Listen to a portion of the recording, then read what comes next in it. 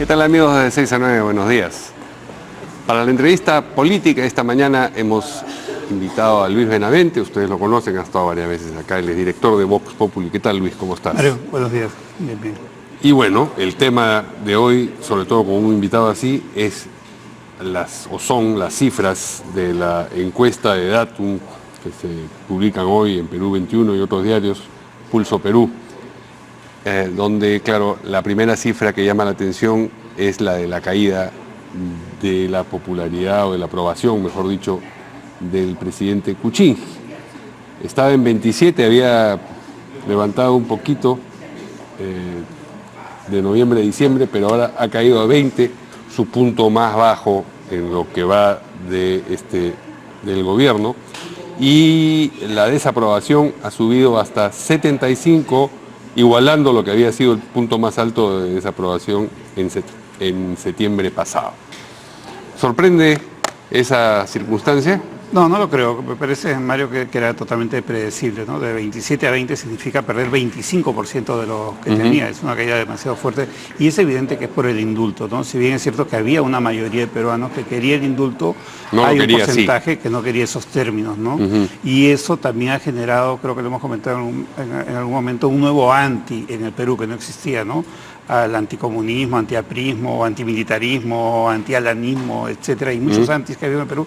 Ahora se suma un anti-PPK, que no tendrá mucha historia en el futuro porque el techo político de PPK es corto y no hay una proyección. Y no desata tampoco muchas pasiones a favor, porque digamos, para que los antis se arraiguen, tiene que haber un a favor o una... Para que contrastarlo, ¿no? Exactamente, sí. Entonces, pero eso es un sentimiento muy fuerte negativo contra PPK que se expresa en ese 25% de ¿Crees que es un costo que ellos tenían asumido? Dijeron, bueno, ok, vamos a caer en la popularidad, pero tenemos que hacer este indulto. Ellos es mucha gente, por supuesto, para poder seguir gobernando. O la otra lectura es la que pareció, la que se sugirió, digamos, la encuesta sobre todo de Ipsos de hace 3 semanas, digamos, en donde lo que ganó fue la aprobación de gente que estaba a favor del indulto y que hasta ese momento no lo respaldaba. Kuczynski, quiero decir. Claro, al final de cuentas en el 2 más 2 él pierde, ¿no? Es una suma que le resta, es evidente, ¿no? Pero le sumó algo, que es mantenerse en el poder, no perder el gobierno. Eso fue lo que él ganó con esto, ¿no? Ahora, si él midió lo que podía pasar, si su equipo midió, no lo sé. A ver, en el equipo de gobierno yo veo gente con mucha lucidez de análisis político, como Juan Cheput, por ejemplo, ¿no? Pero no veo que alrededor del presidente haya un grupo de gente con mucha lucidez política que aconseje al presidente y que el presidente actúe de una manera adecuada, ¿no? Entonces yo no sé si es que...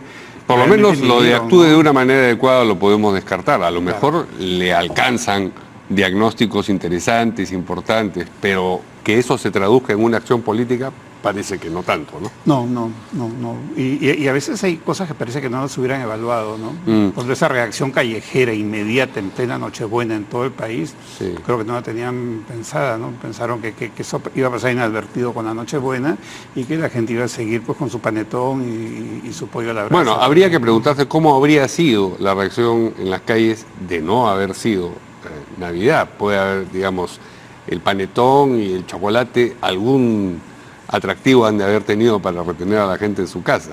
Podría haber estado más todavía. Lógico. A ver, en época de clases universitarias, en noviembre, hay una capacidad de movilización muy fuerte. Definitivamente la fecha hizo que sea mucho menor de lo que hubiera podido ser en otro momento. Y en el desagregado por regiones de la aprobación y desaprobación, la que preocupa singularmente es la de la región norte, donde cae a 14 la aprobación del presidente y la desaprobación sube a 84. No son, digamos, un arcano indescifrable las razones de ese pronunciado divorcio entre la aprobación y la desaprobación. Durante un buen tiempo el norte ha sido el bastión más grande, más sólido, de mayor respaldo de Keiko Fujimori, ¿no? Y eso se notó en la elección del año 2016, hace 20 meses nada más. Ya, bueno, pero hace algunos meses el presidente Kuczynski en octubre tenía 24%, ahora tiene 14%. Claro. No eran Esos que ha perdido no son queiquistas, digamos. Era su base política que claro, se le está escurriendo de las manos. Sí, una base política y social que se le reduce, que se y le eso, acorta. Me imagino yo, tendrá algo que ver con la llamada reconstrucción con cambios, que no, digamos, ha prosperado, ¿no? Claro. Lo que pasa es que el gobierno... No como la gente quería, digamos. Sí, no se han visto resultados. Hay cosas que se han avanzado, pero digamos la corriente de opinión es adversa. Por ejemplo, el Ministerio de Agricultura su parte sí la ha hecho con el ministro Hernández en Piura, ¿no? Pero hay varios ministerios que tienen que ver con la reconstrucción. Me refiero en este caso concretamente a los temas de descolmatar, que es un punto importante porque es la prevención para la niña de ahora, donde hay una incógnita de lo que puede pasar, ¿no? Luego hubo una crisis que llevó a un cambio en la reconstrucción con cambios y no se ha visto resultados, ¿no? En lo que se refiere a puentes, a infraestructura. No lo que la gente esperaba, eso es lo que revela la encuesta. Seguramente sí ha habido obra, por supuesto que ha habido, pero las expectativas que se crearon, sobre todo porque la reacción inmediata fue buena. Entonces dijeron, bueno, si la inmediata es buena, la del mediano plazo será estupenda. Y digamos, no se cumplió esa expectativa. El manejo inmediato de la crisis fue bastante eficiente, fue uno de los mejores que he visto en décadas.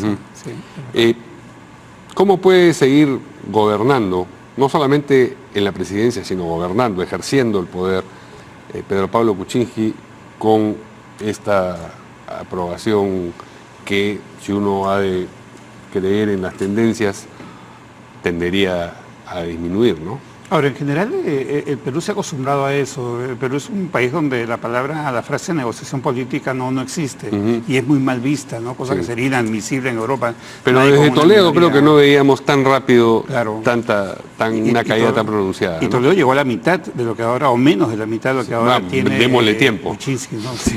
Claro, Kuczynski va camino a eso. Y tenía una bancada más numerosa. Sí. En fin, pero tenía aliados. Mejores voceros políticos también, claro, ¿no? Entonces, estaba aliado con Toledo metía la pata en la mañana, salía media docena de voceros. En la mañana no, él a partir del mediodía, digamos. A partir del mediodía, sí. La mañana es cuando terminaba la noche en realidad para Toledo, ¿no?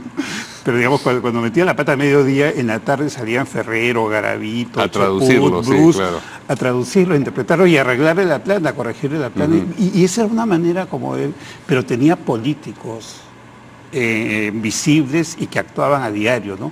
Cosa que no tiene este gobierno. Curiosamente, uno de ellos era Kuczynski, sobre todo cuando fue primer ministro, ¿no? Decían que era el amigo elegido, el que manejaba el carro. Entonces, es paradójico, es irónico que habiendo cumplido un rol tan ejecutivo cuando era primer ministro, ahora que es presidente... Lo que pasa es que el PPK no tiene políticos en el gabinete y hacen falta. O sea, el gabinete, el gobierno es una función política. Como los políticos se han desprestigiado o la política está desprestigiada, entonces los gobernantes buscan técnicos para evitar complicaciones. Bueno, ¿no? pero Mercedes Arauz es una política y no ha sido muy política la incorporación a la fuerza, no de ellos, pero sí para el partido aprista, de 2 militantes al gabinete. Se ha ganado nuevos enemigos, no se ha reconciliado con nadie. Sí, no ha sabido manejar las cosas, no ha sabido plantear las cosas, ¿no? Y incluso como gabinete de reconciliación, lo que ha logrado es que haya más enfrentamiento y menos reconciliación. O sea, su inauguración va en sentido adverso, inverso. Dejemos al gobierno por un momento, ya recibió suficiente. Vamos a ver qué cosa ocurre en la oposición y singularmente en el fujimorismo, donde las cifras también son interesantes. Sobre todo si contrastamos a Kenji con Keiko Fujimori. La aprobación, la popularidad de Kenji Fujimori ha subido 11 puntos en un mes, de 24 a 35%, mientras que la de Keiko Fujimori ha caído en ese mismo periodo 5 puntos, de 33 a 28. Lo que quiere decir, actualmente, aprobación, popularidad de Kenji Fujimori, 35%. Keiko Fujimori, 28%. Estos números confirman los de Ipsos hace una semana, hace poco tiempo. Keiko fue derrotada políticamente con el tema del impeachment, de la no vacancia. Claro. Fue derrotada y además también por su propia gente. Que cayó derrotada con autogoles. Eso es un poco vejatorio. Y no fue una pequeña derrota, fue una gran derrota la que tuvo, ¿no? Mientras Kenji tuvo una gran victoria políticas, ¿no? Él tenía un objetivo claro desde hace años y al final de cuentas lo logró, ¿no? En ese objetivo puede seguir desprestigiando al mismo papá, se desprestigia a PPK, se desprestigian otros, pero él no, él gana, ¿no? Él viene manejando las cosas con mucha habilidad de comunicación política. Entiendo que tiene un equipo de comunicación política, es evidente que tiene una estrategia de comunicación, es evidente que se está proyectando, retomaría su frase de campaña en enero, febrero del 2016, cuando paralizó la campaña el día que dijo que en el supuesto negado que mi hermana no gane, yo seré el candidato del 2021. ¿Tú crees que él está en eso? ¿Él quiere ser candidato, crees? No tengo la menor duda. Es lo que decía, ¿no? Salaverry, el congresista Salaverry aquí ayer. O sea, entonces liberar a su papá era un medio, no era un fin. Sí, claro, ¿no? Pero también hay, claro, que hay objetivos personales, familiares. Hay medios particularmente gratos, dices tú. Sí, yo creo que Keiko más bien vio que ese camino no era el favorable para ella, ¿no? Y además ella tiene un grupo de gente que se benefician sin Alberto Fujimori y a ellos no les conviene. Pero este es un hilado fino, digamos, político. ¿Por qué para el general de la ciudadanía, Kenji tendría más popularidad que Keiko? O sea, dice, le ganó el partido, ¿así es el asunto? No, creo que viene de atrás, ¿no? A ver, Kenji no tiene desgaste de Keiko. Por ejemplo, Keiko no ha sabido construir un espacio de oposición. El opositor en cualquier democracia construye su rol a partir del día o con su reacción a la derrota que tuvo. Entonces, ese día el opositor va y felicita al triunfador. Kenji no, fue Uraña. No. Perdón, Keiko no, fue Uraña. No aceptó la derrota, quedó como mala perdedora, como picona, y eso da una imagen muy negativa. Al punto que el día de la investidura de PPK, el 28 de julio. Hizo un mensaje 2016, paralelo en las redes, sí. Exacto, dio un mensaje paralelo en las redes, en el cual además decía que iba a gobernar desde el Congreso. Decían que su plan de gobierno lo iban a sacar adelante desde el Congreso, lo que. Por la voluntad popular que había dado esa bancada tan grande. Eso es un error de los políticos, porque una bancada muy grande, un electorado muy grande. Mira, el electorado es lo más gitano que puede haber, es como agarrar agua, simplemente se te va a caer, se te va a ir. No, es probable que no te dure. Y en el Perú, más. Pero todavía. ¿por qué los gitanos están ahora simpatizando con Kenji? Claro, porque allí ya hubo un desgaste de Keiko. Luego ella no ha asumido un rol de liderazgo donde cuestione políticamente, donde se acerca al electorado o a los ciudadanos. No. Durante casi 2 años se le ha visto muy mortificada, muy fastidiada, nunca amable, nunca con una sonrisa, nunca con un incordiando al gobierno más que haciendo oposición, ciertamente. Claro, y pero eso le da una imagen de obstruccionismo, sí. ¿No? Pero no hay la comparación de el buen y el mal hijo, el buen hijo y...